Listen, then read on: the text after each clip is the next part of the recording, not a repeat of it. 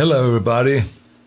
I want to talk to you today about the rising hate and anti-Semitism we've seen all over the world.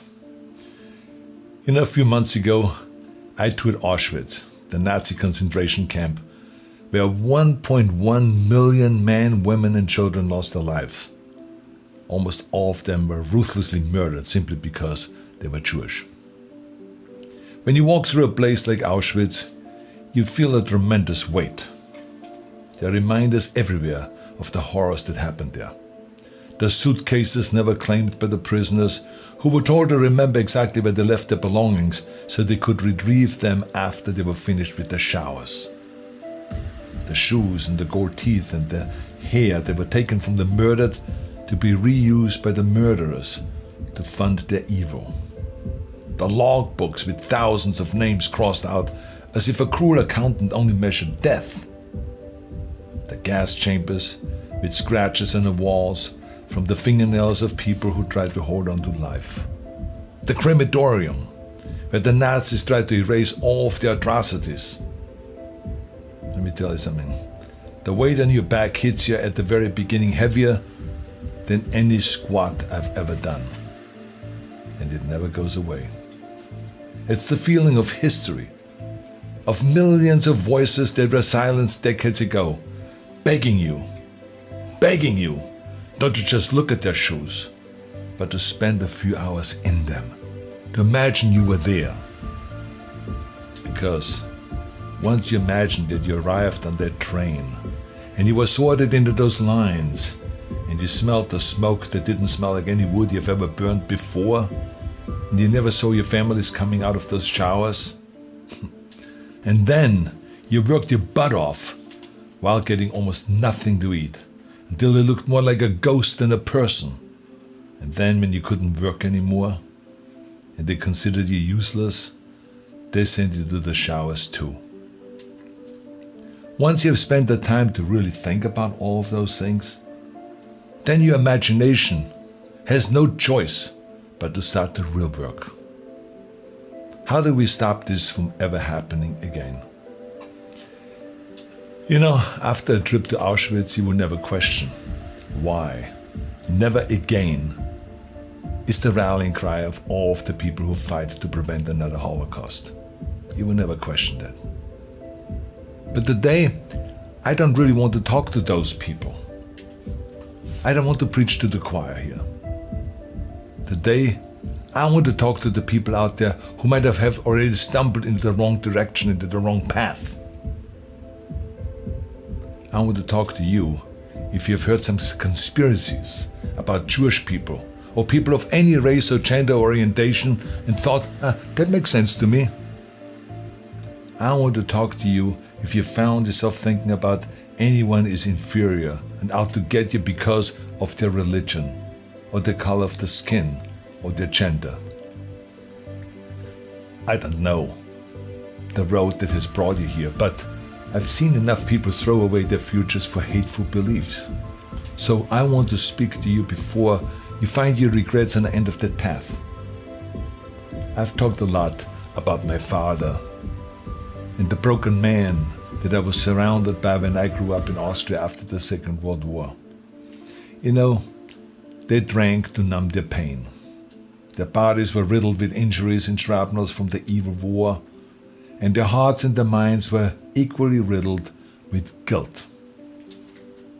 But besides the guilt and the injuries, they felt like losers, not only because they lost the war, but also because they fell for a horrible loser ideology.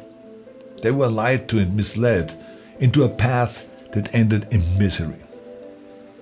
Some of them joined the Nazis because they were filled with hate. Some of them joined because they thought they deserved more in their lives. And they bought into that idea that the only way to make their lives better was to make other lives worse.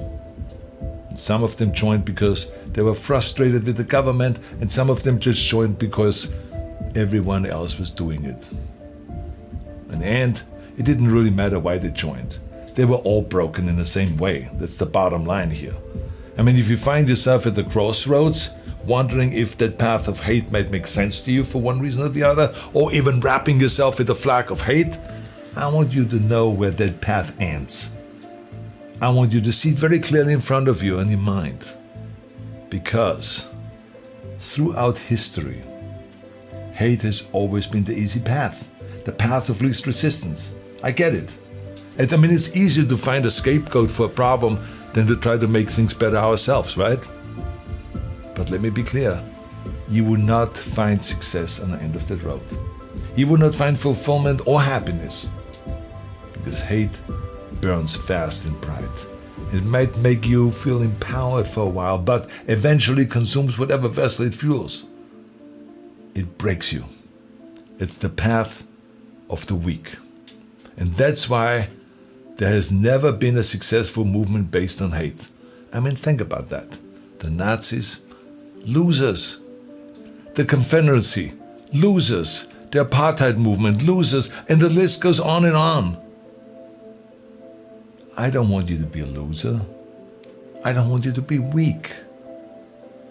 See, I've spent most of my life helping people find their strength. This is where the action is, strength. And despite all of the things that we may disagree about, and all my friends who might say, Arnold, don't talk to those people, it's not worth it. I don't care what they say. I care about you. I think you're worth it. I know that nobody is perfect, I can tell you this firsthand. And I can understand how people can fall into a trap of prejudice and hate. Whether you grow up surrounded by hate, or get sucked into by some of big tech's algorithms that push you to the extreme, I can see how it can happen. I think all of us hold some prejudice, there's no two ways about that. And we have to fight it our whole lives. I know this is not the path of least resistance. It's easier to just throw around some bogus science claiming that you're superior to someone else than it is to actually work on becoming better yourself. It's easier to make excuses that the Jewish people conspired to hold you back than it is to admit that you just needed to work harder. It's easier to hate than it is to learn. It's easier when someone challenges you to get hurty feelings and to go and find some echo chamber that will tell you that you are right and they're wrong. But remember, easier isn't better. It isn't.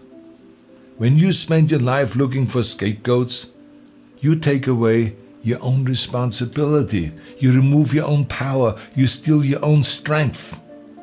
Nobody who has chosen the easy path of hate has gotten to the end of that road and said, oh, what a life.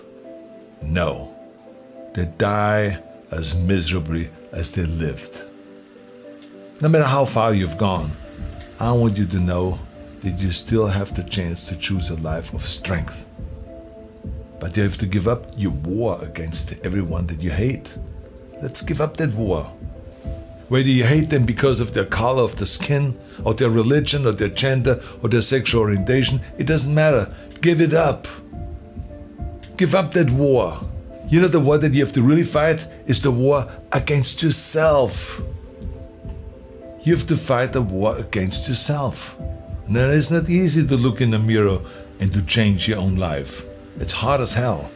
You have to take responsibility. You have to learn new things. You have to feel uncomfortable. Good, because discomfort is how we grow. That's how we become strong. If you run away from discomfort and resistance your whole life, you will always be weak. Just think about the gym, for instance. Now, that's where I learned most of my lessons, right? The muscles only grows from resistance. You have to struggle. You have to build strength. The more I force my hands against that steel bar, the bigger the biceps get and the stronger they get. When I was trying to squat 600 pounds and bench press 500 pounds and deadlift 700, it didn't feel like a walk in the park. It wasn't easy, no. I was uncomfortable. It was painful. Look at those photos. I was struggling. I was crying out loud in pain. You know something? Your mind and your character are no different than your body and your muscles.